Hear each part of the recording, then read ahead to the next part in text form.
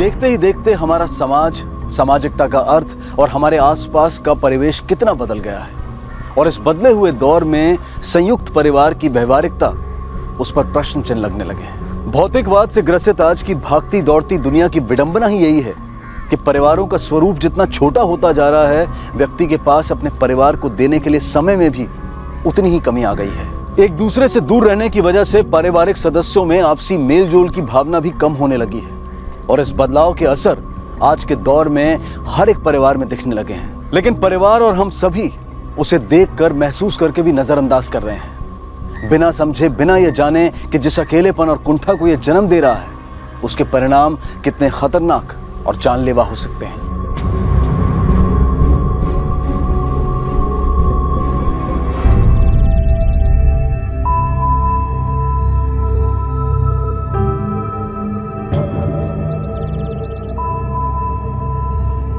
बाबा अपना चाह।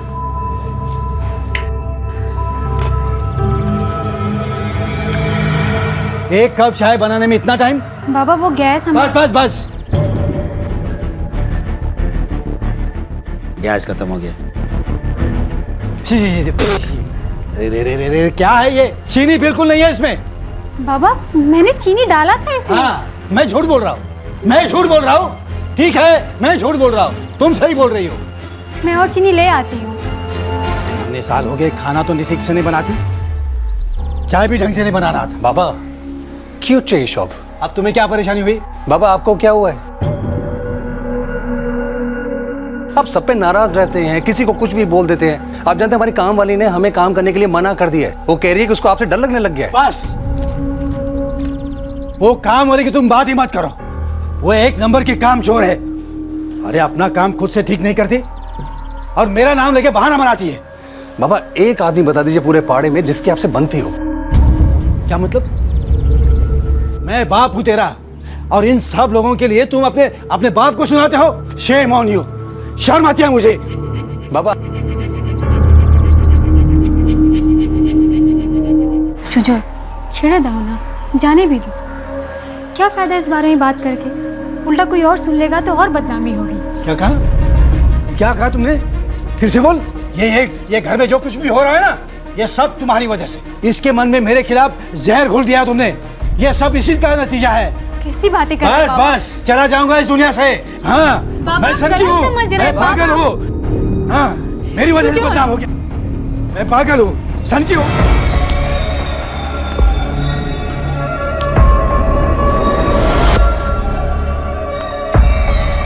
मैं खड़ूस हूँ। हाँ, पूरी जिंदगी भर मैंने इन लोगों के अपना खून पसीना बहाया है।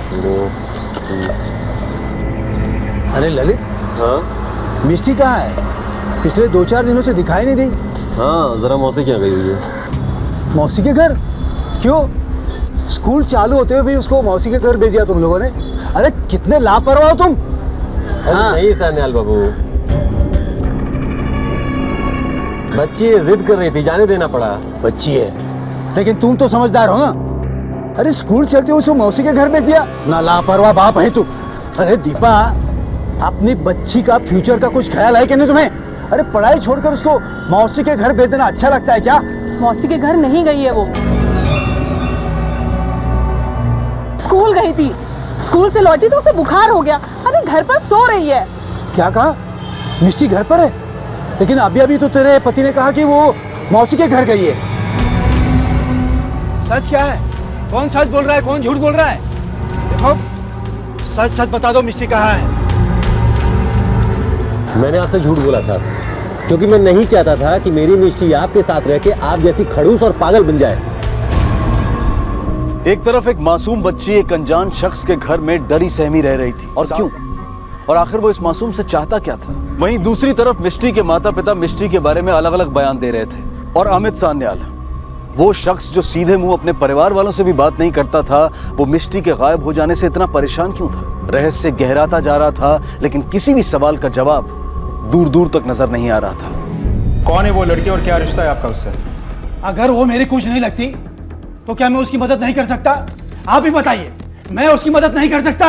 देखिए आप गलत समझ रहे हैं, हमारा मतलब वो नहीं है, लेकिन कुछ भी करने से पहले मामले से जुड़ी डिटेल्स जानना जरूरी है हमारे लिए। देखिए, मेरे पड़ोस में एक दुकान है राशन की। ललित देशपांडे और उसकी वाइफ दीपा देशपांडे वो दुकान चलाती है। मिष्टी देशपांडे उनकी बच्ची है। मिष्टी जब रोज़ स्कूल छूटने के बाद दुकान पर आती है तो मैं उससे बातें करता हूँ, यहाँ तक कि उसका होमवर्क करने में भी मैं उसकी मदद करता हूँ। लेकिन कुछ दिन हो गए मिष्टी दिखाई नहीं दे रही। आखिरी बार कब देखा था आपने उसे? एग्जैक्टली 4 दिन पहले। दादाजी दरवाजा खोलिए। आ रहा हूँ बाबा, आ रहा हूँ। रुको तो सही। दादाजी। आओ हमारी गुड़िया रानी, आओ बैठो। दादाजी आप आज आए क्यों नहीं? मैं आपका कब से इंतजार कर रही हूँ। अरे बेटा, मैं भी तुझसे मिलना चाहता था, लेकिन क्या करूँ, आज मेरी तबीयत जरा ठीक नहीं थी, इसलिए आराम कर रहा था। लेकिन अब तू आ गई है ना, मेरी तबीयत ठीक हो गई है। और फिर हमेशा की तरह मैंने मिष्टी को होमवर्क करने में मदद की। उसके बाद वो अपने घर चली गई। तब से लेकर आज तक वो मुझे दिखाई नहीं दी। और मेरे पूछने पर दोनों हस्बैंड वाइफ कुछ सही जवाब नहीं दे रहे। हाँ, जरा मौसी क्या गई है? मौसी के घर नहीं गई है वो, कल स्कूल गई थी, वहां से लौटी तो बुखार आ गया उसे, अभी घर पर है। अब आप ही बताइए, जब दोनों हस्बैंड वाइफ पूरा दिन अपनी दुकान पर रहते हैं तो उस मासूम बीमार बच्चे को घर पर अकेला छोड़ा होगा उन्होंने? झूठ बोल रहे हैं। आप अभी मेरे साथ चलिए और पूछो उन दोनों को। देखिए, ऐसा भी हो सकता है घर पे किसी को रखा हो उन्होंने मिष्टी का ख्याल रखने के लिए। नहीं, ऐसा कुछ नहीं है। मिष्टी का ख्याल रखने के लिए उन्होंने घर पर किसी को नहीं रखा है। वो दोनों हस्बैंड वाइफ हमेशा लड़ते रहते हैं, यहाँ तक कि अब वो किसी भी दिन एक दूसरे से अलग भी हो सकते हैं। मुझे डर लग रहा है कि एक दूसरे से अलग होने के चक्कर में उस बच्ची के साथ कुछ गलत न कर बैठे वो लोग। इसलिए मैं आपसे रिक्वेस्ट करता हूँ, अभी इसी वक्त मेरे साथ घर चलिए और पूछो उन दोनों को कहाँ है मिष्टी।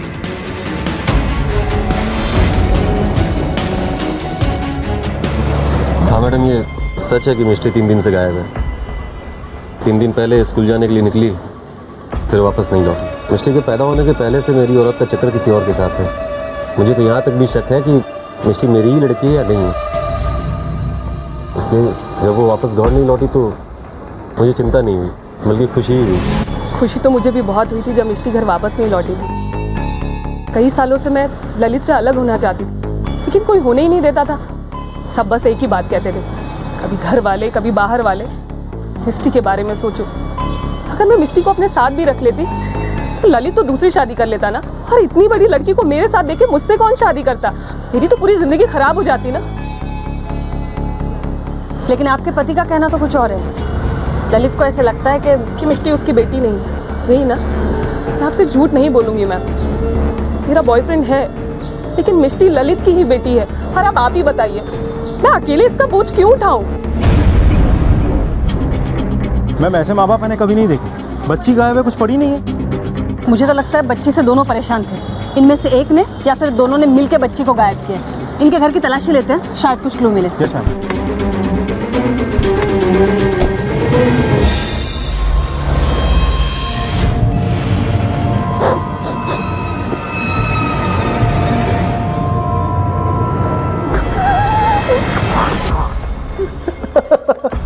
ऐसे बत्ती सी दिखाते रास्ते।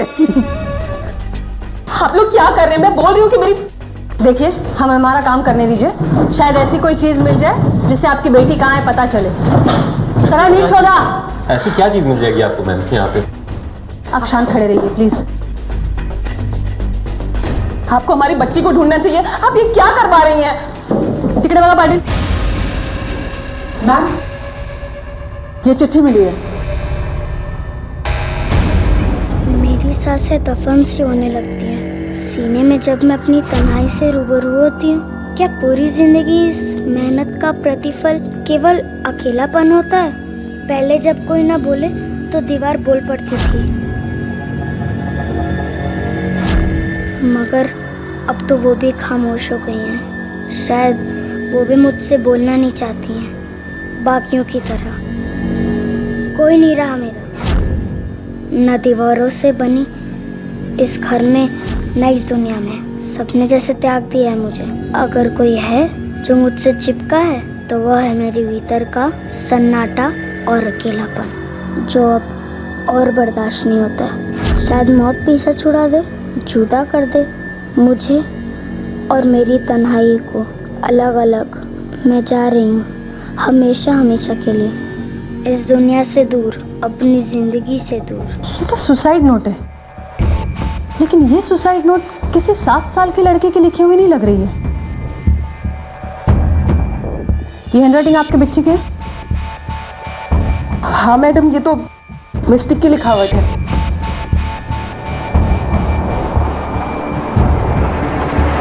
मैम मुझे लगता है पेरेंट्स के बीच के डिफरेंसेस और रोज रोज के झगड़ों से परेशान होकर मिस्टी ने सुसाइड कर लिया होगा।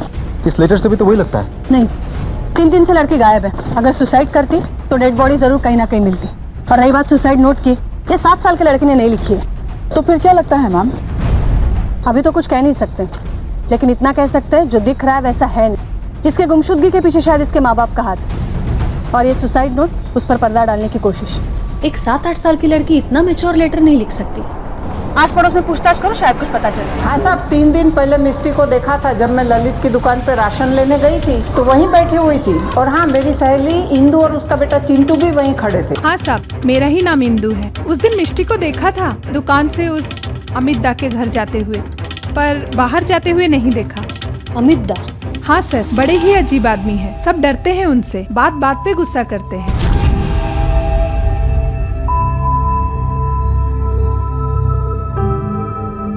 बाबा आपकी चाय। अरे बाहर तो यही है।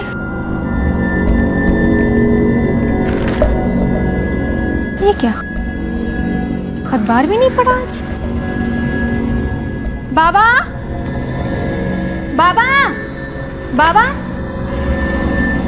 बाबा, ये लीजिए चाय। लेकिन इससे पहले कि पुलिस को मिष्टी के बारे में कोई सुराग मिले, अमित सान्याल का अचानक अपने घर से गायब हो जाना क्या महज एक संयोग था या फिर एक सोची समझी साजिश? गौर करने वाली बात यह थी कि अगर मिष्टी का कोई करीबी था तो वो था अमित सान्याल। ऐसे में अमित सान्याल का गायब हो जाना कई सवाल खड़े कर रहा था। क्या मिष्टी को अमित ने ही गायब करवाया था, या फिर इन दोनों के गायब होने के पीछे किसी और मास्टरमाइंड का हाथ था? कहाँ है अमित सान्याल?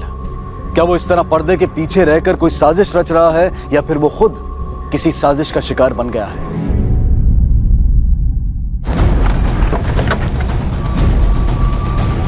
अमित सान्याल से मिलना है।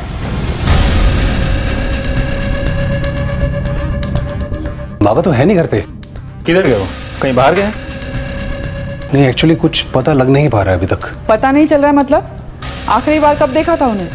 जी कल रात को, क्योंकि सुबह से तो वो दिखाई नहीं दिए। मैं चाय लेकर उनके कमरे में भी गई थी, लेकिन वो कमरे में भी नहीं थी। मैंने पापा का फोन भी ट्राई किया, लेकिन फोन भी बंद आ रहा है। तो अब तो शाम हो रही है। अब तक आपने अपने बाबा को ढूंढना चाहिए था, या फिर हमें इन्फॉर्म करना चाहिए था। मुझे ऑफिस से आने के बाद पता लगा। क्या हम उनका कमरा देख सकते हैं? मैम,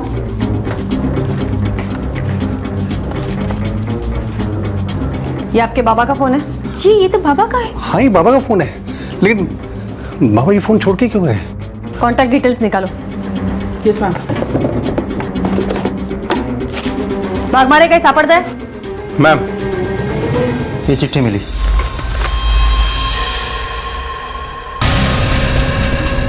मेरी सांसें दफन सी होने लगती है सीने में जब मैं अपनी तन्हाई से रूबरू होने लगता हूँ।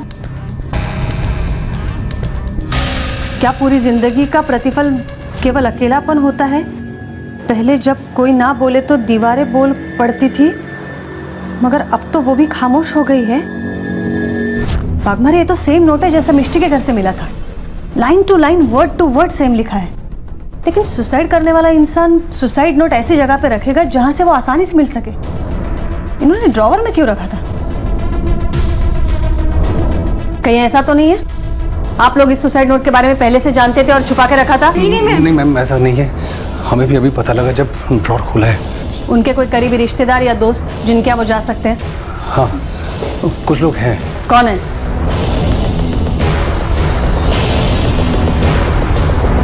वाह, तुम्हारे बाल तो कितने अच्छे हैं। बहुत मुलायम है। घर में तुम्हारे बाल कौन बनाता था? मम्मी या पापा? मम्मी बनाती थी, पर अब उन्होंने भी बंद कर दिया।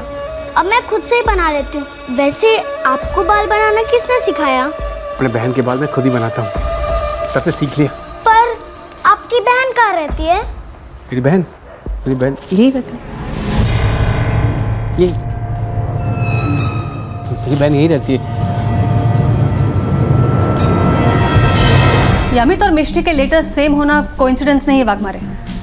यू राइट मैम, लेकिन समझ में नहीं आ रहा है कि अगर ये कोइंसिडेंस नहीं है तो फिर क्या हो सकता है? ये अमित मिष्टी को पढ़ाता था, तो ये भी हो सकता है उसने बहला फुसलाकर मिष्टी से लेटर लिखवाया हो, उसके बाद उसका किडनैप किया हो या फिर मार डाला हो, और जैसे ही उसे लगा कि वो पकड़ा जाएगा वो खुद गायब हो गया, उसी तरह का लेटर लिखकर जिस तरीके का लेटर उसने मिष्टी से लिखवाया था। लेकिन एग्जैक्टली वही लेटर क्यों मैम? अगर वो चाहता तो उसको कुछ और तरीके से भी लिख सकता था। You're right. इसी बात से मैं परेशान हूँ कि सेम लेटर क्यों? मैम, अमित जी की कॉल डिटेल्स आ गई हैं, लेकिन इसमें कुछ भी सस्पिशियस नहीं है। और मिष्टी की फ़ोटोज़ हमने सारे टोल नाकों और पुलिस स्टेशन में सर्कुलेट कराई थी, लेकिन वहाँ से भी कुछ इन्फॉर्मेशन नहीं मिला है। और आसपास के किसी भी एरिया से बॉडी भी रिकवर नहीं हुई है। उसकी फ़ोटो न्यूज़पेपर में छपवाओ, उसकी डिटेल्स और हमारे कॉन्टैक्ट इन्फॉर्मेशन के साथ। ज़रूर कुछ हाथ आएगा। Sure ma'am. मिष्टी और अमित सान्याल का सुसाइड नोट हूबहू एक जैसा होना किस बात की तरफ इशारा करता है? ये कैसे हो सकता है कि एक 7 साल की बच्ची और एक 65 साल का बुजुर्ग घर से गायब होने से पहले एक जैसा सुसाइड नोट लिखते हैं? इतना तो तय है कि ये महज एक संयोग नहीं है। तो क्या सान्याल ने ही मिष्टी को बहला फुसलाकर उससे सुसाइड नोट लिखवाया और उसका अपहरण करवाया है, या फिर मिष्टी और सान्याल से सुसाइड नोट लिखवाने वाला कोई और ही है? पुलिस के लिए सवालों की फेहरिस्त बढ़ती चली जा रही थी। यह तय किया गया कि इस केस से जुड़े हर शख्स और उस शख्स से जुड़े हर व्यक्ति से पूछताछ की जाएगी। अमित सान्याल के घर पे काम करती हो ना तुम? कैसे आदमी थे वो, बता सकती हो? जी, कुछ अजीब तो थे वो। मुझे तो बड़ा डर लगता था उनसे। हाँ, दोपहर में जब स्कूल से मिष्टी आया करती थी तो उससे बहुत अच्छे से बात किया करते थे वो।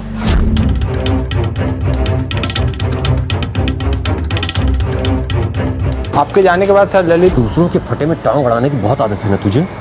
पुलिस लेके आएगा मेरे दरवाजे पे, मिष्टी मिले या ना मिले मैं तुझे गायब करवा के जरूर छोड़ूंगा। पुलिस को मिली जानकारी के मुताबिक अमित का उम्र के साथ साथ चिड़चिड़ापन बढ़ गया था और उसके रिश्ते अपने परिवार से बिगड़ गए थे। तो क्या उनके अपने बेटे और बहू ने उनके साथ कुछ बुरा किया, या फिर ललित ने उनसे अपने घर पुलिस बुलाने का बदला लिया? धमकी दी थी ना तूने, अमित सान्याल को गायब करवा दूंगा।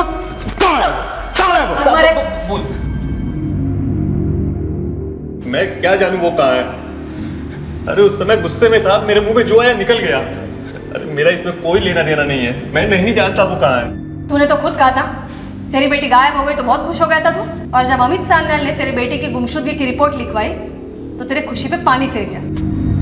तूने तो धमकी भी दी थी उसे जाकर कि तुझे गायब करवा दूंगा, और ठीक दूसरे दिन अमित सान्याल गायब हो भी जाता है और तू कहता है कि हम ये मान ले कि उसके गायब होने में तेरा कोई हाथ नहीं है। पापा मानो चाहे मत मानो, लेकिन इसमें मेरा कोई हाथ नहीं है। मुझे तो लगता है कि मेरी बेटी मिष्टी के गायब होने में उसका हाथ है।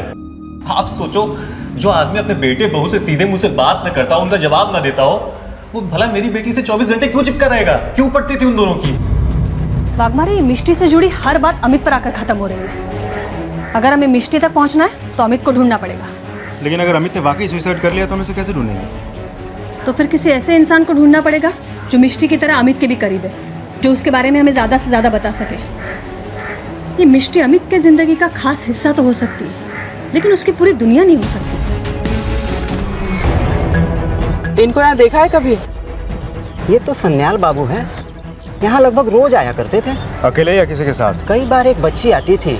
उस बच्चे के अलावा वो किसी और के साथ बात करते थे? एक आदमी था, कभी कभी उसके साथ शतरंज भी खेलते थे। जल्दी खेलिए ना। हाँ बाबा, अभी आ रहा हो। दादाजी प्लीज थोड़ा जल्दी। बस बेटा, दो मिनट, बस 2 मिनट। अभी मुझे बोर हो रहा है। तुम उसे जानते हो? क्या नाम है, कहाँ रहता है? नहीं साहब, लेकिन दोनों की जोड़ी बड़ी अनोखी थी। अनोखी मतलब?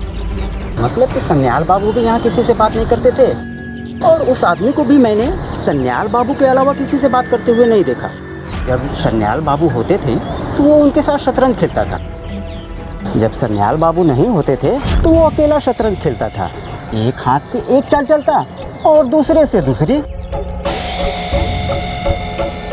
और बीच बीच में बातें भी किया करता था। ऐसा लगता था जैसे उसके सामने खुद का कोई आदमी बैठा हो। उसके बारे में कुछ और याद है? हाँ, एक बड़ी अजीब बात थी उसकी। वो हमेशा एक जैकेट पहना रहता था, जैसे ट्रैफिक पुलिस वाले पहनते हैं।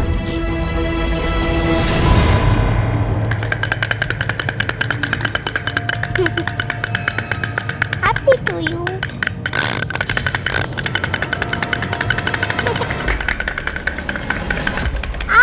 देखो मैं तुम्हारे लिए क्या लाया हूँ। क्या? देखो क्रोकोडाइल। वाह।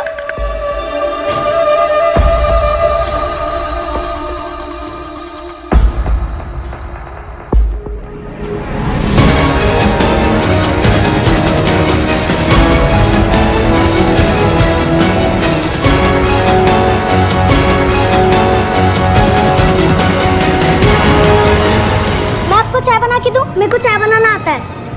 चाय? हाँ। ठीक है, मैं हाथ मुंह धो के आता हूँ। बनाओ।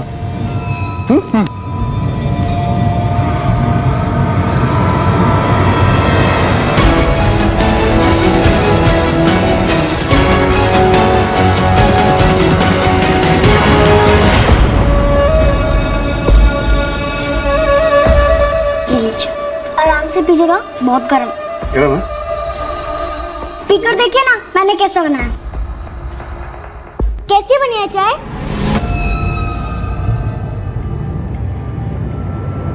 बहुत बढ़िया।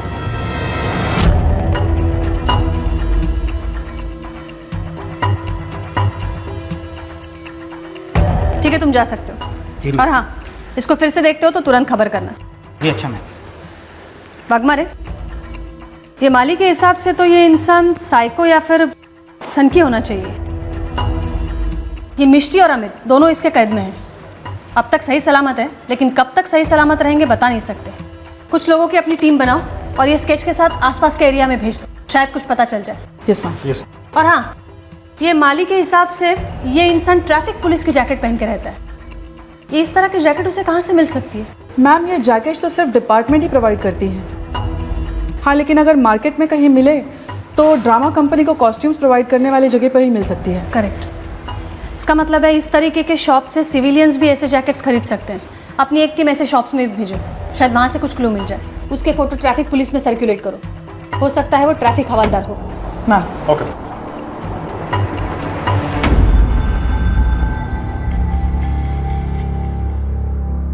बेटा मैं थोड़ी देर के लिए बाहर जा रहा हूँ। बेटा इतनी मायूस क्यों हो तुम? अंकल, आप जब भी बाहर जाते हैं ना तो मुझे बिल्कुल भी मन नहीं लगता है। कोई खेलने के लिए होता ही नहीं है। अच्छा अच्छा, ये बात है। तो ठीक है, कोई बात नहीं। मैं अपनी बहन से मिलाता हूँ तुम्हें आज। ठीक है? ठीक है। चलो, जब मैं घर पे ना रहूँ तो तुम उसके साथ खेलना। चलो, पहली बार मैं मिला रहा हूँ अपनी बहन से, ढेर सारी बात करना। ठीक है? मिस्टी, मिस्टी, मिस्टी, रुक जा बेटा। मिस्टी, मिस्टी, क्या? मिस्टी, आई। क्या हुआ भाई साहब? मेरी बच्ची मिस्टी वो नाराज होके चली गई। मैं उसके पीछे पीछे आया तो गिर पड़ा और चोट लग गई मुझे। देखो मैं पकड़ नहीं पाया। देखो वो आ जाए, अब मुझे मदद करो ना। रुको मैं देखता हूँ। देखो तुम यहीं रुको, मैं देख के आता हूँ। हाँ जाओ। जल्दी करो, मेरी बच्ची बच्ची।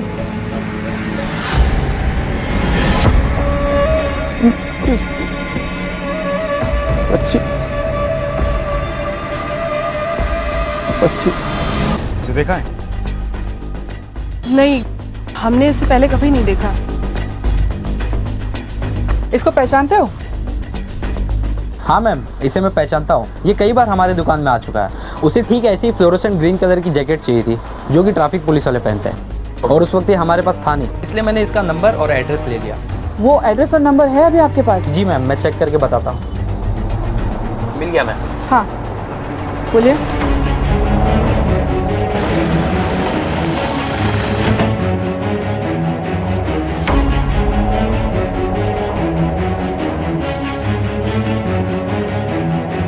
वाघमारे, ये बच्ची यही थी। चेक करा सगळं, जाओ अंदर चेक करो। मैम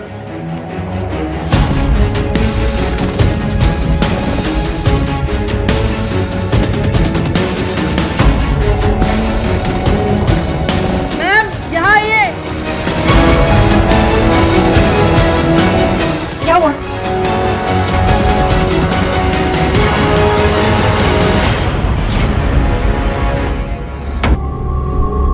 सान्याल की तलाश पुलिस को चिंतन के घर तक ले आई।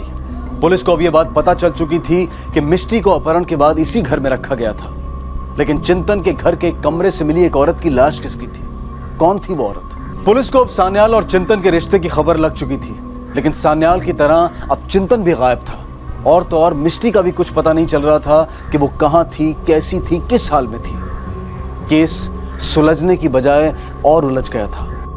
मैम, चिंतन के कॉल डिटेल्स में से जो कॉल्स हमें मिले हैं उनमें से 2 कॉल्स उसने अपनी बहन अनंदिता को की थी, जो कि कल्याण से बाहर रहती है, और बाकी के 2 नंबर्स उन दुकानों के हैं जो उसने रेंट पे दे रखी है।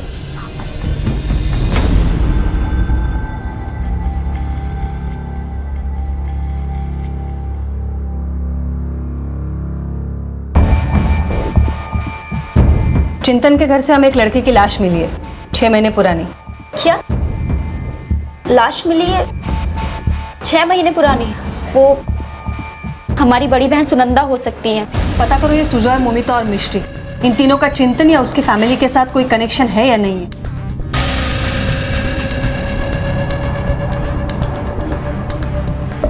मेरा बच्चा। क्या हुआ? वो आदमी हमारा बच्चा लेके चला गया। मेरा बच्चा। हेलो।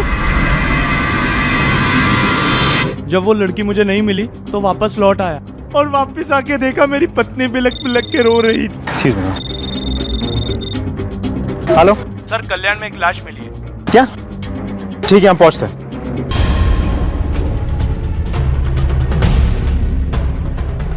मैम, ये फोन मिला। कांटेक्ट डिटेल्स के लिए भेज। कितने दिन पहले हुई होगी हत्या? तकरीबन 3-4 दिन पहले। ये अमित सान्याल ने सुसाइड लेटर तो घर पे छोड़ा था। ये सुजय और मोमिता को पूछो और बॉडी पोस्टमार्टम के लिए भेजो। Yes ma'am.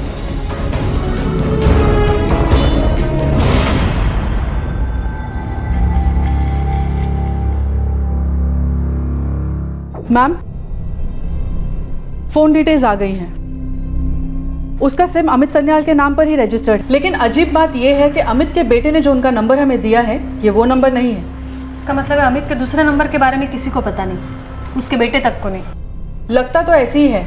इस नंबर से सिर्फ 2 नंबर्स पे कॉल किए गए हैं। एक किसी फ्रेंडशिप क्लब का नंबर है जहां पर पैसे लेकर लोगों की बातें दूसरे लोगों से करवाते हैं। 2 महीने पहले तक अमित इस नंबर पे लगातार कॉल्स किया करते थे, फिर अचानक 2 महीने पहले ये बंद हो गया और इस दूसरे नंबर पे कॉल्स करना शुरू हो गया। ये दूसरा नंबर किसका है, कुछ पता चला? सुशांत मंडल का है। पता करो ये कौन है और ये फ्रेंडशिप क्लब के ओनर से भी पूछताछ करो। मैम, नहीं, ये फोन हमने बाबा के हाथ में कभी नहीं देखा। और सर हमें तो पता भी नहीं कि बाबा 2 फोन रखते थे, और ना ही ये फ्रेंडशिप क्लब वाली बात हमें पता थी। और ये सुशांत मंडल का नाम भी हमने पहली बार सुना है सर। जी हाँ, अमित सान्याल नाम का एक आदमी हमारे क्लब का मेंबर था, लेकिन 2 महीने पहले उसने यहाँ पे कॉल करना क्यों बंद कर दिया? मैडम, ये कैसा हम बता सकते हैं? ठीक है, आपके सारे एम्प्लॉयज़ की डिटेल्स चाहिए हमें। 4 महीने पहले जो लोग जॉब छोड़ के गए थे उनकी भी, और जिन्हें जॉब से निकाला गया था उनकी भी डिटेल्स चाहिए।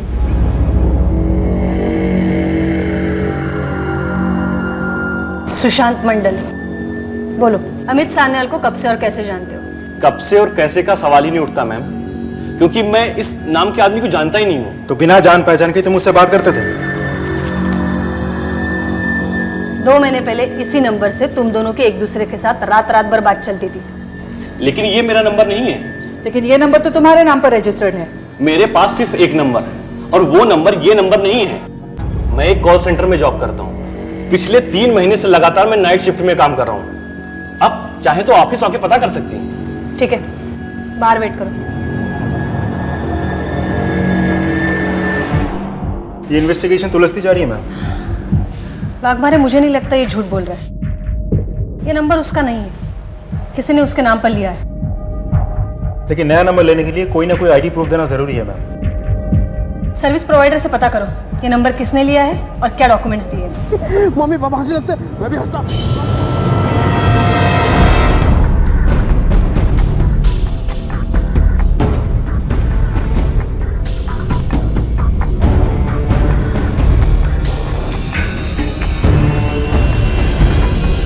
हेलो,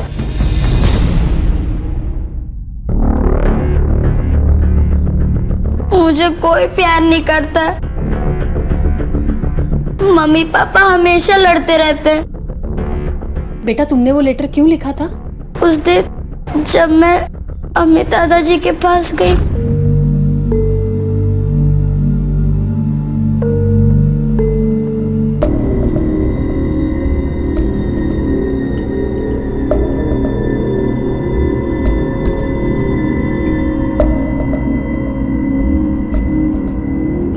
मैंने उस लेटर को बस कॉपी कर लिया और फिर घर में रख दिया और मैं जाके गार्डन में बैठ गई।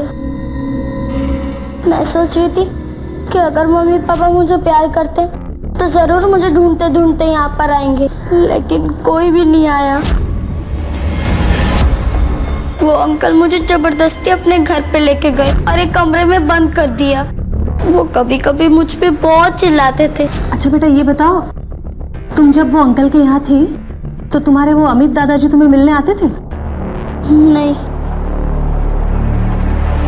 वाघमारे, ये चिंतन को हमें जल्द से जल्द ढूंढना पड़ेगा। मैम हम उसके घर पे लगातार नजर रखे हुए हैं, लेकिन अभी तक वो वहाँ पहुंचा नहीं। इसके अलावा हमारी एक टीम और खबरी भी उसे ढूंढने की कोशिश कर रहे हैं। आई एम श्योर बहुत जल्द हमें कुछ ना कुछ पता चल जाएगा। मैम कंट्रोल रूम से कॉल आया था।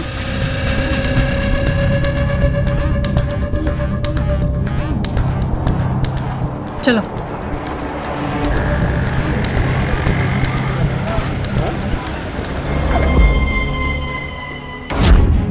बच्चे दिखा के हंसते। मेरी मम्मी पापा मुझे अचानक छोड़ के चलेगी तो क्या करूँ मैं बोल, हम लोग हंसते रहे, कूदते रहे, सब कुछ करते रहे। मिष्टी भी चलेगी, मेरी छोटी बहन भी चलेगी। उसमें मैं इसको इसे मेंटल असाइलम पहुंचाने का इंतजाम करो।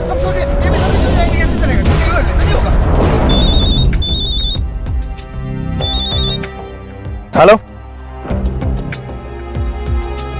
ओके मैम, किसी ने सुशांत की इलेक्ट्रिसिटी बिल चुरा के नया सिम ले लिया होगा। एक काम करो, सोसाइटी का सीसीटीवी फुटेज चेक करो। Okay ma'am.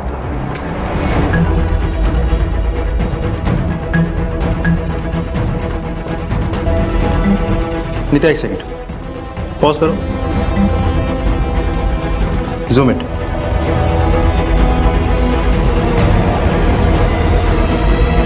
ये लड़की कौन है? सर ये तो मालती मैडम है, सामने वाली विंग में रहती है। तुम बहुत खूबसूरत लग रही है।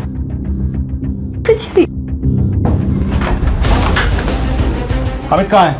कौन अमित? मैं किसी अमित सान्याल को नहीं जानती। अच्छा, तो तुम्हें कैसे पता कि उसका पूरा नाम अमित सान्याल है? ये अमित सान्याल जिस फ्रेंडशिप क्लब का मेंबर थे उसमें आप दोनों काम करते थे। उसका दूसरा मोबाइल और 4 लाख रुपए तुम दोनों के घर से बरामद हुए। अब बाकी का सच तुम लोग यहाँ बोलोगे, क्योंकि ये ऐसी जगह है जहाँ मुर्दे भी बोलते हैं और तुम तो फिलहाल जिंदा हो। 6 महीने पहले अमित सान्याल का पहली बार कॉल आया था हमारे फ्रेंडशिप क्लब में, तो मैंने उनसे बात की थी। और एक सुनाता हूँ, दुनिया रंजो गम का अक्सर गलत अंदाज लगाती है। उनसे बात करने के बाद मुझे ऐसा लगा कि अगर मैं चाहूँ तो उनके इस अकेलेपन का फ़ायदा उठाकर मैं बहुत सारे पैसे कमा सकती हूँ। फिर मैंने यश के साथ मिलकर एक प्लान बनाया। मैंने सुशांत का इलेक्ट्रिसिटी बिल चुराकर एक सिम कार्ड खरीदा। मैंने अमित से कहा कि वो मान भी गए। कुछ टाइम के बाद मैंने उनसे 10,000 रुपये मांगे और उन्होंने मुझे दे दिए थे। किसी न किसी बहाने से मैं उनसे पैसे मांगती रहती थी और वो मुझे दे दिया करते थे, लेकिन ये रकम ज़्यादा नहीं होती थी। हम लोग इंडिया में नहीं रहना चाहते थे, हम लोग कनाडा शिफ्ट होना चाहते थे। मेरी माँ हॉस्पिटल में एडमिट है और उनके हार्ट का ऑपरेशन करवाना है। 5 लाख की ज़रूरत है। तुम फिक्र क्यों करती हो? तू बिल्कुल चिंता मत कर। उसने हमें खाड़ी के पास 10 बजे बुलाया और हम 9:30 बजे ही पहुंच गए, लेकिन मालते नहीं छोड़ूंगा मैं तुमको। अभी पुलिस में जाके तुम्हारी कंप्लेंट करता हूँ। घर में बड़े बुजुर्ग हमेशा कहते हैं कि खुशी बांटने से बढ़ती है और दुख बांटने से कम होते हैं। लेकिन आज के इंसान की सबसे बड़ी समस्या ये है कि चाहे खुशी हो या गम, उसने उन्हें बांटना बंद कर दिया है। इसलिए खुशी महसूस नहीं होती है और दुख कम नहीं होते।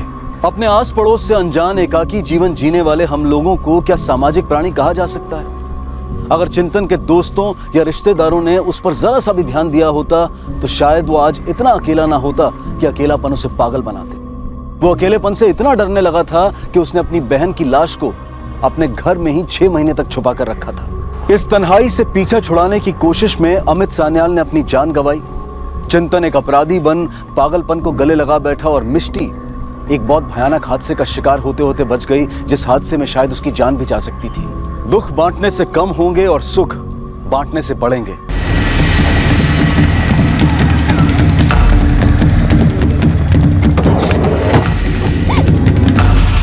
सर एक बात और, इन्वेस्टिगेशन के दौरान पता चला है कि संजना का दिगांत से पहले तरुण के साथ भी अफेयर है। तरुण के साथ? जी सर, हो सकता है कि संजना तरुण और दिगांत दोनों के साथ गेम खेल रही हो। आशीष, संजना के गायब होने की कहानी कुछ भी हो सकती है, लेकिन अब तक जितने भी कांड हुए हैं उसकी शुरुआत तरुण और संजना के झगड़े से ही हुई है। कहीं तुमको दिगांत से प्यार तो नहीं हो गया? छोड़ो हमारा हाथ। देखो उसका साथ छोड़ दो, नहीं तुम्हारे चक्कर में कॉलेज में मार काट हो जाएगी, समझे? तरुण हाथ छोड़। साले हमारा हाथ छोड़। हमारा हाथ छोड़। बस इलेक्शन जीते हो, इसका मतलब ये नहीं कि तुम्हारी गुंडागर्दी चलेगी। जो तरुण और दिगांत के झगड़े से तरुण और पायल के झगड़े में बदल गई, जिसके बाद पायल की लाश तरुण के कमरे से मिली। इधर अनिरुद्ध, जो कि पायल से प्यार करता था, जब उसने पायल की हत्या का शक तरुण पर जताया तो अनिरुद्ध भी मारा गया। जो पायल को मारा वो हमारा दोस्त हो ही नहीं सकता। अनिरुद्ध देख, अनिरुद्ध मेरी बात तो सुन। लेकिन तरुण, अनिरुद्ध और दिगांत तीनों बेहला घाट के पास एक ही बाइक पे नजर आए थे, जबकि इन तीनों की तो आपस में बनती भी नहीं। हो सकता है इन तीनों के बेला घाट पे जाने का राज ही इस क्राइम से जुड़ा हो, और ये राज संजना भी जानती हो। सर, तरुण के फादर आ गए हैं। देखिए सर, ना ही तरुण ने संजना को गायब किया है, ना ही किसी को मारा है। उसको फंसाया जा रहा है। अगर उसका इन क्राइम के साथ कोई भी इन्वॉल्वमेंट होता तो दिगांत को मारकर दिगांत की लाश अपने ही पार्टी ऑफिस में क्यों रखता? सर, उसको फंसाया जा रहा है, साजिश है ये। हमें तो फिक्र हो रही सर, और आप लोग तरुण को ढूंढने के बजाय उसके खिलाफ सबूत इकट्ठा कर रहे हो। देखिए सर, कहीं तरुण के साथ कुछ ऐसा भी तो हो सकता है कि तरुण को आपने ही कहीं छुपा रखा हो। ऐसा कुछ नहीं है सर। सर, हमें लग रहा है कि पायल की मां ने तरुण को गायब किया है। जो बात आप कह रहे हैं, इस बात का कोई सबूत है आपके पास? सबूत तो ढूंढ रहा था ना तरुण। उसे पक्का यकीन था कि पायल को दिगांत ने मारा है, लेकिन पायल की मां का शक अनिरुद्ध पे था, लेकिन तरुण पर विश्वास नहीं था। सर, ये पायल की मां अपनी बेटी की मौत का बदला लेने के लिए जिस पर भी शक जा रहा है उसको मरवा रही है। तो आपको लगता है कि तरुण का मर्डर पायल की मां ने करवा दिया? सर, भगवान ना करे कि हमारे बेटे के साथ ऐसा कुछ हो, लेकिन पायल की मां जिस तरह हमारे घर आके हमें धमकी देके गई है, हमें तो लगता है कि अपना किया छुपाने के लिए ये कोई भी ड्रामा कर सकती है। पायल की मां ड्रामा कर रही है या आप तरुण को छुपाने के लिए कोई चालाकी कर रहे हैं, ये हम पता कर लेंगे। फिलहाल आप जा सकते हैं। सर, तरुण का बाप कहानी बना रहा है, हो ना हो इसी ने कहीं तरुण को छुपा के रखा होगा। लेकिन आशीष, ये भी सच है कि पायल के मर्डर के बाद पायल की मां जिन जिन लोगों से मिल रही है वो या तो गायब हो रहे हैं या उनका मर्डर हो रहा है। ये तरुण के बाप और पायल की मां दोनों पे नजर रखो। सर। अरे वो काकी, जितना मालूम है आपको बताया ना, वही बात लेकर रोज आ जाती हो। पर बेटा मैं, हमको तरुण के बारे में कुछ नहीं पता, लेकिन एक बात बोलूं, सबको लगता है तरुण नहीं, संजना को आपने गायब करवाया है। मैं क्यों गायब करूंगी संजना को? वो तो मेरे बेटे जैसी है। चलो ठीक है, जो भी है, लेकिन आप बार बार आकर मुझे परेशान मत करना।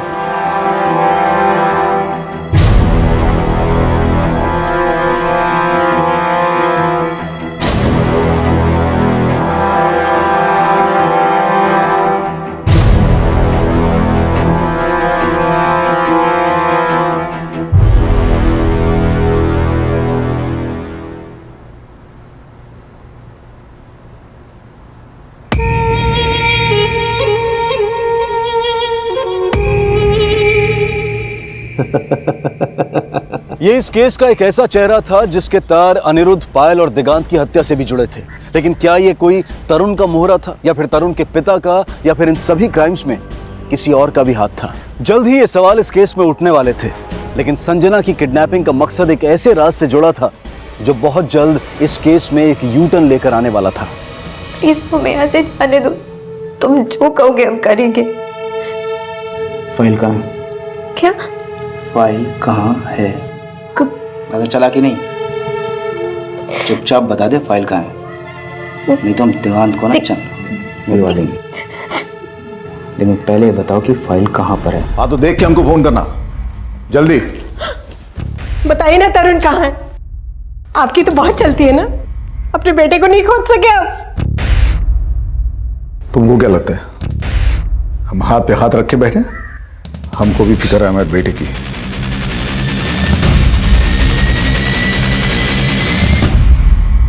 अब तक हम ये मान रहे थे कि जितने भी कांड हुए हैं उसमें इस तरुण का हाथ है। तुम्हें क्या लगता है आशीष, जिस तरह से ये कांड हुए हैं उसमें तरुण की इन्वॉल्वमेंट हो सकती है? सर पायल की मां तरुण को मिलने वाली थी, शायद वो जानती हो कि तरुण कहाँ है। यानी कि तुम्हें भी अशोक की तरह ये लगता है कि पायल की मां तरुण को गायब करवा सकती है? सर सिर्फ अशोक ही नहीं, कॉलेज के स्टूडेंट्स को भी यही लगता है। जिस तरह पायल की मौत के बाद पायल की मां सबसे पूछताछ कर रही थी, कॉलेज में कोई भी उससे बात करने के लिए तैयार नहीं है। पहले वो अनिरुद्ध से मिली, फिर वो तरुण से मिलने वाली थी, तरुण भी गायब हो गया। फिर वो दिग्गांत से मिलने उसके घर गई, उस पर भी पायल की मौत का शक जता है। सर संजना की किडनैपिंग हुई है। जिस लोकेशन पे संजना का फोन आखिरी बार बंद हुआ था उस एरिया के सीसीटीवी फुटेज में संजना की किडनैपिंग कैप्चर हुई है।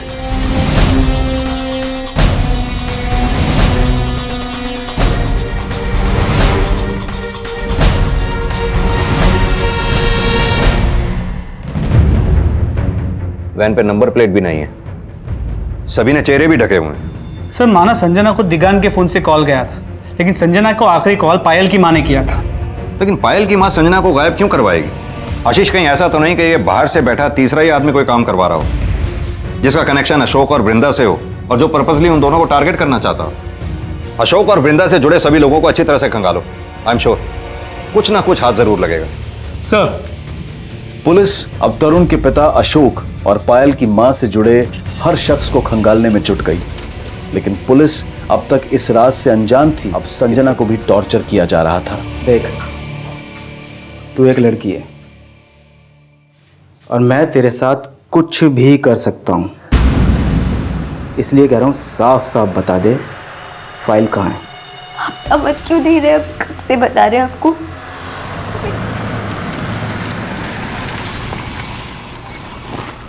दीदी यहाँ क्यों बैठी है?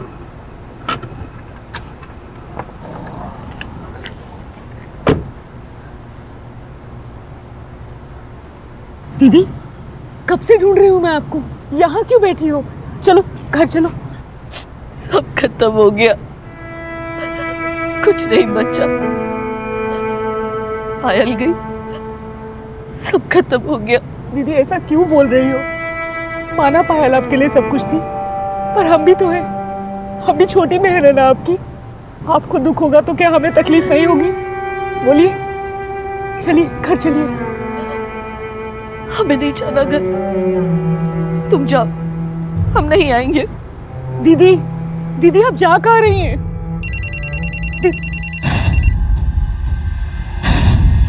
हेलो भैया, हमको एक बात पता चली है। क्या? वो एनजीओ वाली ज्वाला पायल की मौसी है। हाँ पता है हमको। भैया अगर आपको पता है तो आप शांत क्यों हैं? जाके पुलिस को बता क्यों नहीं देते कि ज्वाला के एनजीओ है बेलाघाट में जहां अनिरुद्ध की लाश मिली थी? अगर पुलिस को बताएंगे तो पुराना केस खंगालने लगेगी पुलिस। अरे भैया तो इसमें आपको डरने की क्या जरूरत है? आपने कुछ गलत काम थोड़े ना किया था। एक नरेंद्र, ये पायल की माँ आई थी, ताने मार कर गई हमें कि तरुण ने किया है सब कुछ। अरे भाभी औरत पगला गई है। भैया हमको तो लगता है ना इसमें उसकी बहन ज्वाला का। अपना दिमाग मत चला, हम देख लेंगे क्या करना है आगे। ये ज्वाला कौन है और क्या देख लेंगे आप लोग? ये सब पता करके बताऊंगा। सर बेलाघाट के पास एक एनजीओ है जहाँ पे पायल की मौसी ज्वाला सोशल वर्क का काम करती है, और बेलाघाट ही वो जगह है जहाँ पे अनिरुद्ध, दिगांत और तरुण तीनों को आखिरी बार साथ में देखा गया। तो पायल की मौसी के सोशल वर्क का इस केस से क्या कनेक्शन हो सकता है? सर शायद कोई कनेक्शन हो। ठीक है, ये पायल की मौसी के बारे में सब कुछ अच्छी तरह से पता करो। जी सर। दीदी हमने आपको कितनी बार कहा है ना कि उस अशोक अवस्थी के यहाँ मत जाया कीजिए, पर आप आप हमारी सुनती ही नहीं है। वो बहुत ही खतरनाक लोग हैं। वो चाहे जो भी हो, पर जब तक उन दोनों बाप बेटे को सजा नहीं हो जाती ना, हमारे दिल को ठंडक नहीं पहुंचेगी। उन्होंने पहले हमारे बेटी को हमसे छीना, और संजना, हर चीज हमारे तरीके से नहीं होती है। आप एक काम कीजिए, आप कल से हमारे साथ एनजीओ में आना शुरू कीजिए। और वैसे भी पायल भी तो यही चाहती थी। माँ, हम और मौसी दिन भर बाहर रहते हैं, आप यहाँ अकेले बोर हो जाती होगी ना, आप कुछ करती क्यों नहीं? क्या करें? मौसी कह रही थी कि उनके एनजीओ वाले प्रौढ़ शिक्षा अभियान से जुड़े हुए, आप क्यों नहीं जुड़ जाती? आप तो पढ़ाई सकती है ना। हाँ दीदी, एकदम सही कह रही है ये। आप एक काम कीजिए, कल से ही हमारे साथ चलिए। हाँ माँ। हम कुछ नहीं जानते, आप कल से हमारे साथ एनजीओ चल रही हैं बस। जब तक पायल के कातिल नहीं मिलते, जब तक संजना का पता नहीं चलता, हमसे कुछ नहीं हो पाएगा।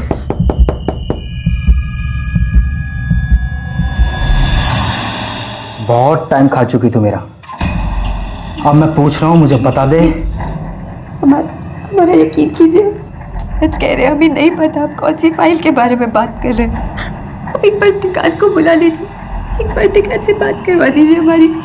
हमें शक ही नहीं, पूरा यकीन होने लगा है, तुमने ही हमारे दिगांत को मारा है। ये क्या कह रहे हैं आप? हाँ, तुमने ही मारा है। अब हम तुम्हारा जीना हराम कर देंगे। हमने कुछ नहीं किया। सुनिए, सुनिए।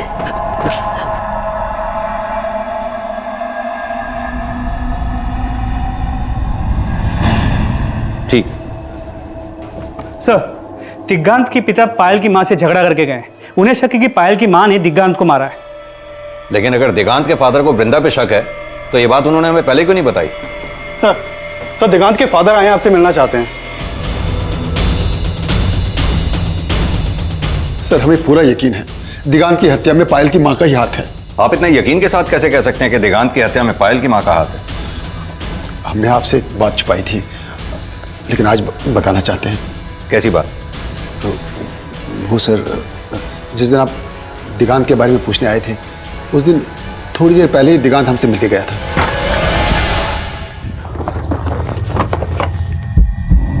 क्या करा दिगांत? बाबा, हम कुछ दिनों के लिए कहीं बाहर जा रहे हैं, हमारी जान को खतरा है। खतरा है? किससे? सब बता देंगे बाबा, लेकिन अभी हमारे बारे में कोई पूछे तो किसी को कुछ मत बताना। हाँ, हम जा रहे हैं। दिगांत! ठीक उसके बाद पायल की मां आई और दिगांत पे पायल की हत्या का झूठा आरोप लगा रही थी। हमें पता चला है कि तरुण ने दिगांत पे आरोप लगाया था कि उसी ने हमारी बेटी को मार के तरुण को फंसाने की कोशिश की है। अब सच बताइए, कहाँ है वो? पायल की मां झूठा आरोप लगा रही थी, इस बात की क्या गारंटी है? और वैसे भी दिगांत को अगर किसी से जान का खतरा था तो उसे हमारे पास आना चाहिए था। लेकिन सर, दिगांत पायल को क्यों मारेगा? अब ये बात तो दिगांत ही बता सकता था। पोस्टमार्टम रिपोर्ट के मुताबिक दिगांत की हत्या से पहले उसे टॉर्चर किया गया था। टॉर्चर? जी, उसकी हत्या से पहले उसे शारीरिक रूप से काफी तकलीफ दी गई थी। बंसी जी, ये भी तो हो सकता है कि दिगांत किसी और से डर के भाग रहा हो। लेकिन साहब, किससे? ये तो आप ही हमें बताएंगे। साहब, हमको जितना पता था हमने आपको बता दिया। यही बात अगर आपने वक्त रहते हमें पहले बता दी होती तो ऐसी नौबत ही ना आती। अगर दिगांत के पिता के बयान को माने तो दिगांत किससे भाग रहा था? तरुण से। तरुण दिगांत को टॉर्चर तो कर सकता है, क्योंकि तरुण दिगांत को पसंद नहीं करता था। लेकिन अगर हम ये माने कि यह काम तरुण का नहीं है, तो क्या यह काम पायल की मां और मौसी इन दोनों में से किसी का हो सकता है? सर, दिगांत और पायल की मौसी में एक कॉमन कनेक्शन है, बेलाघाट। दिगांत वहां रहता है और पायल की मौसी वहां एनजीओ चलाती है। पायल की मां भी वहां अक्सर जाया करती थी। लेकिन सर, जिस वक्त अनिरुद्ध, दिगांत और तरुण बेलाघाट में देखे गए थे, पायल की मां या मौसी, उन दोनों में से किसी का भी फोन वहां एक्टिव नहीं था।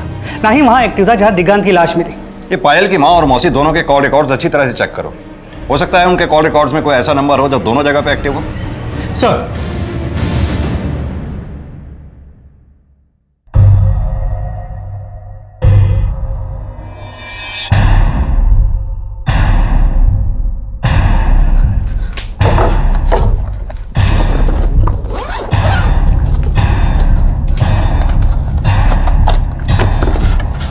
ज्वाला,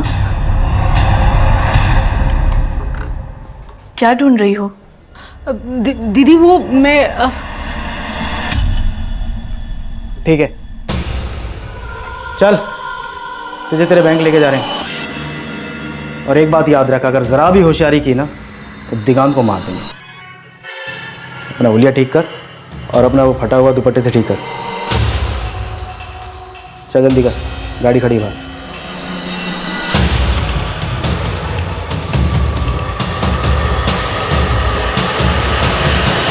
संजना से कौन सी फाइल की मांग की जा रही थी और ऐसा क्या था उस फाइल में जिसने संजना की जान को खतरे में डाल दिया था? और क्या उस फाइल का कनेक्शन पायल, अनिरुद्ध और दिगांत की हत्या से भी जुड़ा था? तरुण कहां गायब था? बहुत जल्द उस शख्स की पहचान पुलिस को भी पता चलने वाली थी। जितनी जल्दी हो सके इसके बारे में मुझे अपडेट दो। सर, पायल की मौसी ज्वाला के कॉल रिकॉर्ड्स में नंबर मिला है। ये नंबर उस वक्त बहलाघाट में एक्टिव था जब अनिरुद्ध, दिगांत और तरुण तीनों एक। अशोक अवस्थी, तेरे बारे में ना मुझे सब कुछ पता चल गया है। तूने ही सारे कांड किए ना जोगी के साथ मिलकर। अब देख, ये सब जाके मैं पुलिस को बता दूंगी। तुझे पुलिस को जो बताना है बता दे, फिर देख हम क्या करते हैं।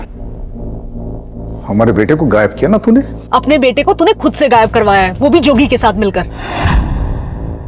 ये जोगी भी तेरा आदमी, ये साबित करने के लिए टाइम नहीं लगेगा हमको, समझ गई?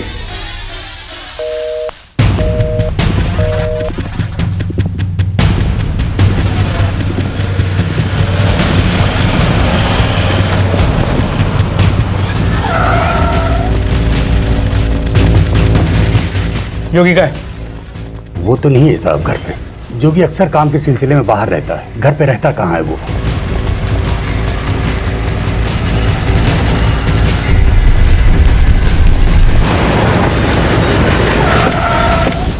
जी नहीं सर, ज्वाला घर पर नहीं है, वो कुछ काम से बाहर गई है।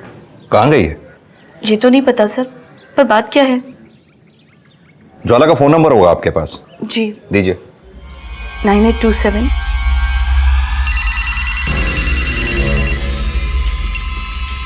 हेलो। हाँ, ज्वाला जी बोल रही? कौन बोल रहे हैं? मैं इंस्पेक्टर गौरव शर्मा। क्या पुलिस स्टेशन आ सकती हैं? Hello hello.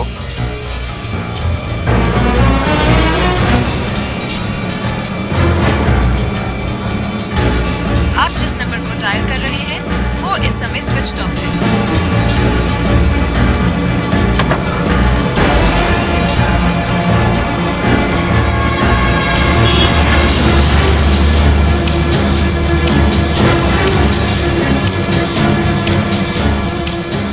जा, लॉकर से फाइल लेके आ। अगर जरा भी होशियारी की ना तो दिगांत को गोली मार दूंगा मैं।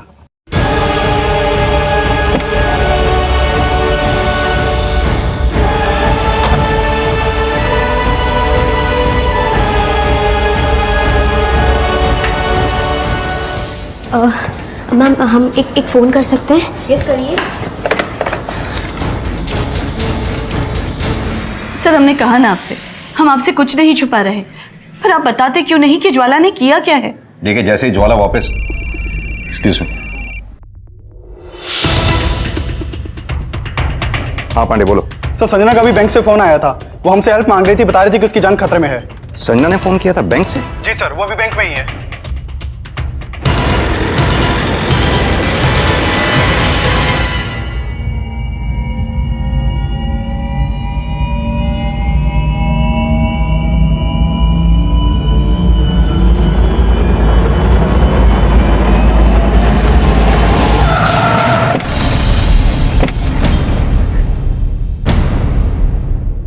जल्द ही संजना को सही सलामत बचा लिया गया और किडनैप होने के बाद उसकी इस तरह से सामने आने का राज पता किया जाने लगा। सर, दिगांत ने हमें माल को सिग्नल पर बुलाया था।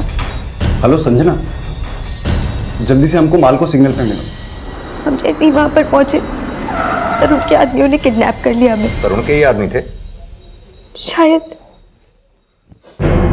जिसने तुम्हें किडनैप किया, क्या वो यही था? जी सर, वो यही आदमी था। अगर इसने तुम्हें किडनैप किया तो ये फिर तुम्हें बैंक क्यों लेके गया? सर, ये तो हमारी समझ में भी नहीं आ रहा है। वो किसी फाइल के बारे में बात कर रहा था, कह रहा था पायल ने हमें कोई फाइल दी थी जिसमें किसी केस से रिलेटेड एविडेंस थे। कैसी फाइल? हम इस बारे में कुछ भी नहीं जानते सर, पर उसका कहना था कि पायल ने हमें कोई फाइल दी है। सर, बहुत टॉर्चर किया उसने हमें कुछ समझ ही नहीं आ रहा था हम क्या करें। हमने झूठ कह दिया कि वो फाइल हमने अपने बैंक के लॉकर में रखी है और वो फाइल सिर्फ हम निकाल सकते हैं। सर उसने कहा अगर वो फाइल हमने उसे नहीं दी तो वो दिगांत को भी मार देगा। लेकिन दिगांत का तो मर्डर हो चुका है।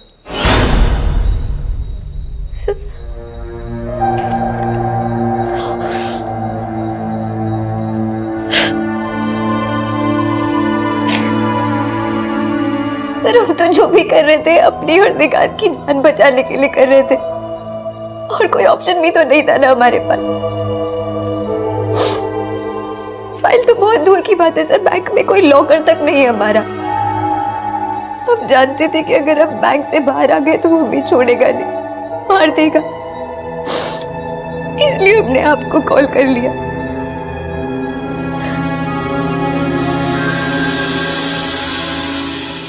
सर टॉर्चर तो दिगांत को भी किया गया था, तो क्या उसे भी इसी फाइल के बारे में पूछा गया होगा? हो सकता है, लेकिन उस फाइल में ऐसा होगा क्या? क्या उसी फाइल की वजह से पायल का मर्डर हुआ होगा? आशीष, अनिरुद्ध की लाश का मिलना, तरुण का गायब होना किसी ऐसे केस से कनेक्टेड हो सकता है जो केस ज्वाला और जोगी से जुड़ा हो। संजना के बयान से यह अंदाजा भी लगाया जा रहा था कि उस फाइल का कनेक्शन, लेकिन संजना ने पुलिस को यही बयान दिया था कि उसने जोगी से अपनी जान बचाने के लिए उस फाइल को लेकर झूठ बोला था। संजना फिर से पायल की मां वृंदा के साथ रहने लगी, लेकिन पायल की मौसी ज्वाला और जोगी के बारे में फिलहाल कोई लीड नहीं मिली थी। लेकिन बहुत जल्द जोगी और ज्वाला के बारे में कुछ नए राज सामने आए। सर जोगी के बारे में इंफॉर्मेशन मिली है। ये जोगी बेला घाट के पास एक बस्ती की जमीन एक हाउसिंग प्रोजेक्ट को देना चाहता था, लेकिन बस्ती के 3 फैमिलीज जमीन देने के खिलाफ थे। ज्वाला इन तीनों फैमिलीज के लिए जोगी के खिलाफ केस लड़ रही थी, लेकिन बाद में इन तीनों फैमिलीज ने केस वापस ले लिया। जब मैं इन तीनों फैमिलीज से मिला तो पता चला कि साहब हमारे बेटों ने ज्वाला मैडम से मदद मांगी थी, लेकिन जोगी ने ऐसा दांव खेला कि उसने मेरे बेटे को ही गायब कर दिया। गायब कर दिया मतलब? उसने हम लोगों को धमकी दी थी कि हम जमीन के कागज पर दस्तखत कर दे, नहीं तो हमारे बेटों को मार देगा। हमने डर के दस्तखत भी कर दी, लेकिन हमारे बेटों को कुछ पता नहीं चला सर। तो आपने पुलिस में कंप्लेंट क्यों नहीं की? हम डर गए थे साहब। हमने ज्वाला मैडम से मदद मांगी थी, लेकिन हमें बाद में पता चला कि वो भी जोगी से मिल गई है और वही मेरे पति सखाराम, फिर आंची और विदन को लेकर जोगी के पास गई थी। उसके बाद उन लोगों को किसी ने नहीं देखा साहब, किसी ने नहीं देखा। जोगी ने वो जमीन किस बिल्डर के हाउसिंग प्रोजेक्ट को बेची? सर मैं उस जमीन पे गया था, लेकिन अब तक वहां कोई भी कंस्ट्रक्शन शुरू नहीं हुआ है। वो जमीन जोगी ने किसी को बेची भी है या नहीं, इस बारे में कोई क्लू नहीं मिला। लेकिन सर ये पता चला है कि जोगी के लिए ज्वाला के खिलाफ ये केस सुरेंद्र अडवाणी नाम का लॉयर लड़ रहा था। सुरेंद्र अडवाणी? जी सर। ये जोगी और ज्वाला के बारे में कुछ पता चला? सर अब तक कुछ नहीं, लेकिन कोशिश जारी है। ठीक है, तो मैं एक काम करता हूँ, इस सुरेंद्र अडवाणी से मिलता हूँ। तब तक तुम ये पता करने की कोशिश करो कि सुरेंद्र अडवाणी जोगी के अलावा इनमें से किसी के टच में था या नहीं। सर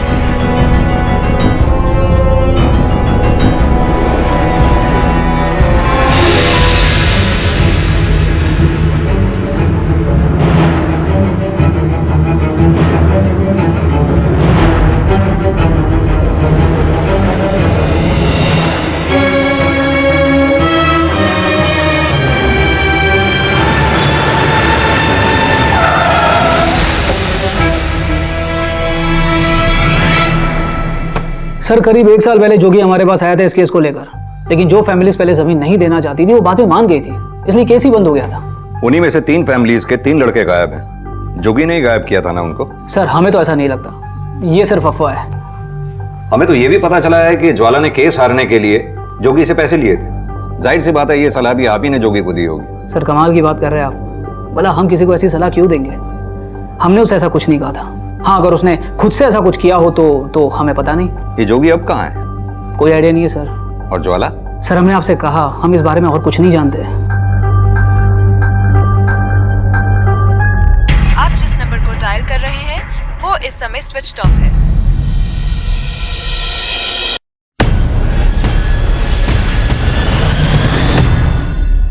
हमें माफ कर दो संजना, हम बहुत शर्मिंदा हैं। हमें यकीन नहीं हो रहा कि ज्वाला ने ऐसा कुछ किया होगा। नहीं आंटी, आप ऐसा मत कहिए। हो सकता है ज्वाला मासी ने कुछ किया ही ना हो। बेटा अगर उसने ऐसा कुछ नहीं किया तो फिर वो गायब क्यों है?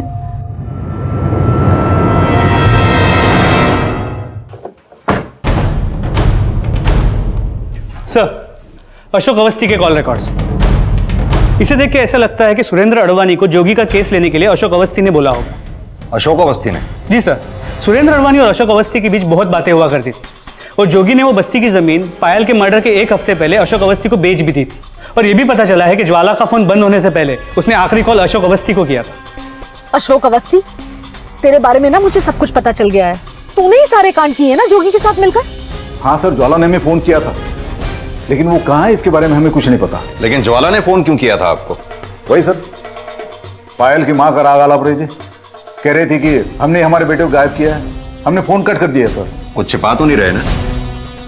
आपसे क्या छिपाएंगे सर, हमें पता है। अब जोगी और सुरेंद्र अडवाणी के बारे में हमें पूछेंगे तो सच है बता देते हैं। जोगी से सुरेंद्र अडवाणी को हमने सिर्फ इंट्रोड्यूस करवाया था।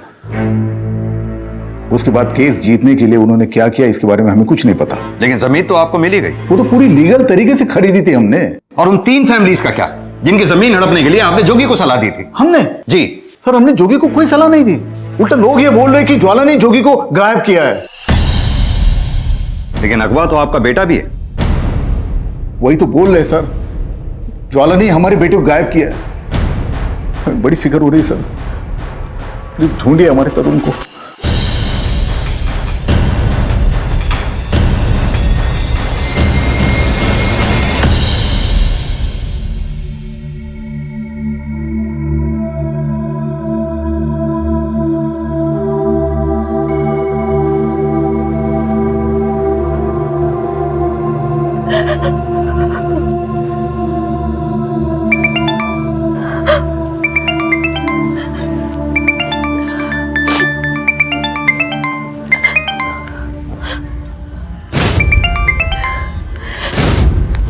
हेलो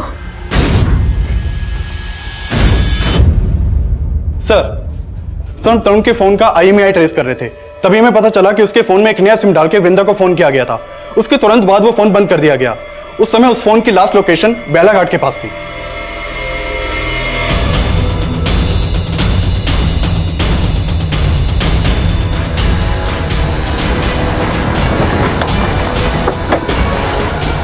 आशीष सर, आसपास अच्छी तरह से सर्च करो। जी सर।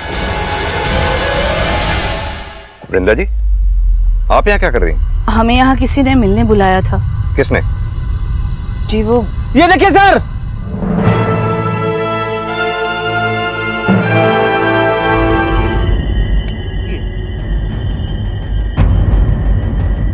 सर हम सच कह रहे हैं। हम एक आदमी का फोन आया था, उसने हमसे कहा कि ज्वाला हमें वहां मिलेगी, इसीलिए हम वहां गए। तो ज्वाला मिली आपसे? नहीं। कहीं ऐसा तो नहीं आप अपनी बहन को बचा रही हैं? सर ऐसी कोई बात नहीं है। अगर ज्वाला कोई गलत काम करेगी तो हम उसे कभी नहीं बचाएंगे। गीता, इनसे अच्छी तरह से पूछताछ करो। सर हमने कहा ना, हमें जो पता था हमने बता दिया। आप विश्वास क्यों नहीं कर रहे हमारी बात पे? और ना ही वो अपनी बहन ज्वाला को बचाने की कोशिश कर रही थी। सर, ज्वाला की इंफॉर्मेशन मिली है, वो स्टेशन के पास के पूजा लॉज में रुकी है। लेके आओ उसे। सर।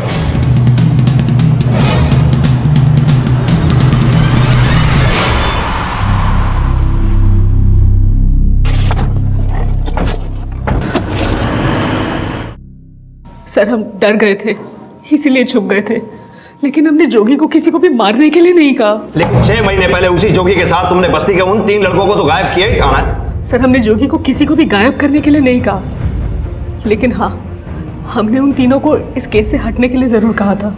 क्यों? सर वो हमने क्यों? सर हमने जोगी से पैसे लिए थे। पैसे लिए थे? किस लिए?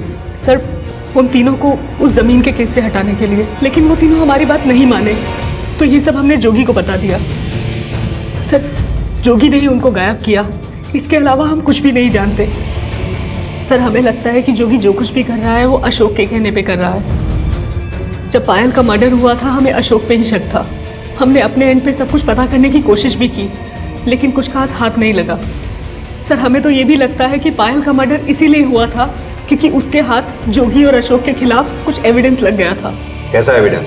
सर वो तो हम नहीं जानते, लेकिन हाँ, जब हम गांव वालों का केस लड़ रहे थे तो उन 3 आदमियों को जो गांव से गायब हुए थे, उनके गायब होने से पहले पायल से 1-2 बार मिलते जरूर देखा था सर। इसीलिए हमको लगता है कि पायल कुछ तो एविडेंस जमा कर रही थी।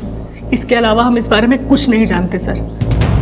पुलिस के काफी जोर देने के बावजूद ज्वाला अपने बयान पर कायम रही। पुलिस ने ज्वाला के साथ अशोक और उसके भाई से भी पूछताछ की, लेकिन किसी के भी खिलाफ कोई स्ट्रॉन्ग लीड नहीं मिली। पर एक इंफॉर्मेशन ने इस केस का रुख बदल दिया। सर यही बात तो मुझे भी अटपटी लगी।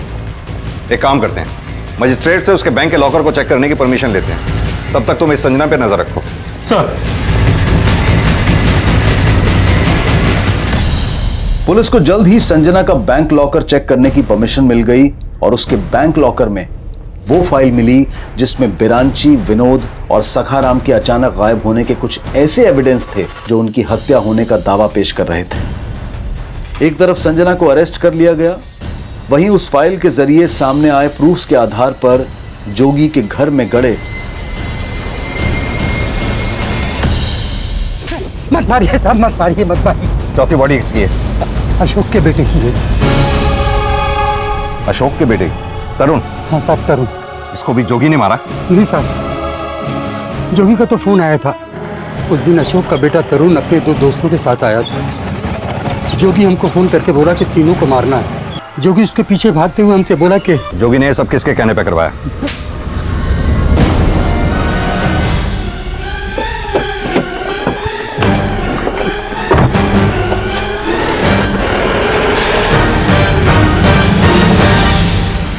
नरेंद्र ने उन तीनों मछुआरों के मर्डर केस के सारे सबूत पायल को दे दिए थे, क्योंकि वो अपने भाई को फंसाना चाहता था। हाँ साहब, हम अपने भाई को फंसाना चाहते थे। हम उसको केस जितवाए, सखाराम, बिरंची और यादव को मारकर गायब करवाए। लेकिन इसका मतलब उन तीनों के मर्डर्स में अशोक भी शामिल था? नहीं साहब, उसको नहीं पता। उसने सोचा कि लीगल तरीके से केस जीत जाएगा, लेकिन साहब हमको पता है लीगल तरीके से कोई केस जीता नहीं जा सकता है। इसीलिए हम उन 3 का मर्डर करवाए कि हमारा भाई केस जीत जाए, लेकिन हमको कोनो फायदा नहीं हुआ। हमने सोचा लैंड डील होगी तो हमारा भाई हमको हिस्सा देगा, लेकिन हमारे भाई ने हमें कोई हिस्सा नहीं दिया। इसलिए हम उसको फंसाने के लिए प्लानिंग की। हमने देखा कि उन तीनों के गायब होने के बाद पायल अक्सर उस केस में इंटरेस्ट लेने लगी थी। कई बार उसको आडवाणी के ऑफिस में आते जाते भी देखा। वो इस केस में कुछ जानना चाहती थी। हमने पायल को यूज करने का प्लान बनाया, उसको जाके सब कुछ बता दिया और उसको ये झूठ भी बोला कि ये सब हमने अशोक के कहने पर किया। क्या मैडम, आजकल बड़ा चक्कर मार रही है आडवाणी के ऑफिस का? बहुत दिमाग चल रहा है तुम्हारा। देखो, ज्यादा दिमाग मत चलाओ, नहीं तो हमारे भाई ने जैसे उन तीनों को गायब करवाया ना, तुमको भी गायब करवा देगा। जानती नहीं हो हमारे भाई का चीज है, इसलिए संभल जाओ। और हमने सोचा कि वो अपने मौसी को सब बात बताएगी, लेकिन ऐसा नहीं हुआ। उल्टे संजना और दिगांत को जाकर उसने सब कुछ बता दिया और सबूत इकट्ठा करने लगी। पायल ने दिगांत की मदद से सारे सबूत इकट्ठे कर लिए थे, लेकिन हमने दिगांत से कहा, बहुत अच्छी चैरिटी की तुमने पायल की मदद करके, लेकिन ये चैरिटी करके तुम्हें मिलेगा क्या? मतलब? हमने दिगांत को आइडिया दिया कि नरेंद्र को ब्लैकमेल करके उससे पैसे हट सकते हैं। नरेंद्र जी आपका काम तो कर देंगे, लेकिन आपको हमारा थोड़ा ख्याल रखना पड़ेगा। अरे बोले ना जितना उतना दे देंगे। उतना नहीं, अब जितना हम बोलेंगे उतना देंगे आप। दिगांत हमको ही ब्लैकमेल करने लगा। आखिरकार हमने उसकी मांग पूरी की और बदले में हमारे कहने पर उसने पायल का मर्डर करके अशोक के बेटे तरुण को फंसाने का प्लान बनाया। पायल ने वो फाइल हमें दी थी ताकि हम उसे संभाल कर अपने लॉकर में रख लें। फिर दिगांत ने पायल को बताया कि तरुण के रूम में उन 3 मछुआरों के मर्डर केस से रिलेटेड और भी सबूत है। दिगांत ने पायल से ये भी कहा कि उसके पास तरुण के रूम की डुप्लीकेट चाबी है और तरुण उस वक्त अपने कमरे में भी नहीं है। और फिर वो दोनों हॉस्टल के पीछे के रास्ते से तरुण के रूम में गए।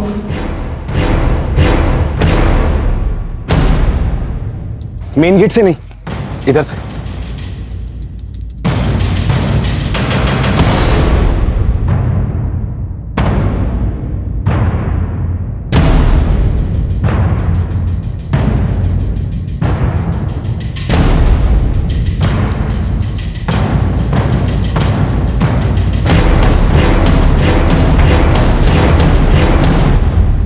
और फिर वो फाइल हमने अपने लॉकर में रख दी लेकिन पायल के मर्डर के बाद अनिरुद्ध और तरुण दोनों को हम पर शक हो गया था। और फिर नरेंद्र ने और हमने मिलकर प्लान बनाया कि अनिरुद्ध को मार देंगे और तरुण को गायब कर देंगे ताकि पुलिस का शक तरुण पर भी बना रहे। और इसीलिए दिगांत तरुण और अनिरुद्ध की सुलह कराने के बहाने उन्हें बाहर ले गया और सोचा कि जैसे ही मौका मिलेगा वो अपना काम कर देगा। लेकिन दिगांत और तरुण की तो आपस में बनती नहीं थी, फिर तरुण उन दोनों के साथ चला कैसे गया? हमें भी लगा था कि शायद वो नहीं जाएगा, लेकिन शायद वो खुद पायल के मर्डर केस के बारे में कुछ सच जानना चाहता था जो उसे वृंदा आंटी को बताना था। और नरेंद्र तो हम सबसे ज्यादा होशियार निकला, उसने हमें ही डबल क्रॉस कर दिया। दिगांत ने हमको ब्लैकमेल किया, इसलिए हमने उसको डबल क्रॉस किया और इसमें हमने जोगी की मदद ली और उसको बोला कि तरुण और अनिरुद्ध के मर्डर के बाद उसने बताया कि फाइल संजना के पास है और उसने संजना को फोन करके वहां बुलाया और खुद भागने के चक्कर में मारा गया। लेकिन साहब, ये संजना बहुत तेज चीज निकली।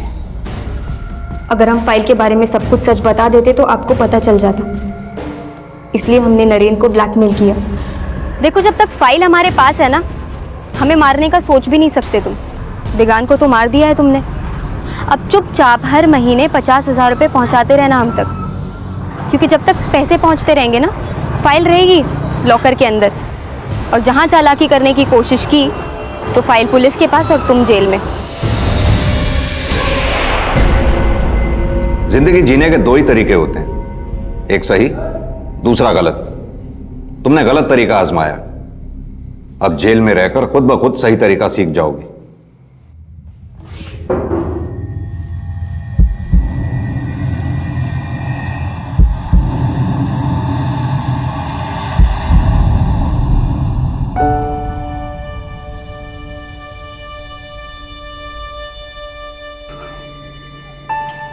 माँ मानती थी ना हमें, पायल कितना विश्वास करती थी तुम पर, उसी को मरवा दिया।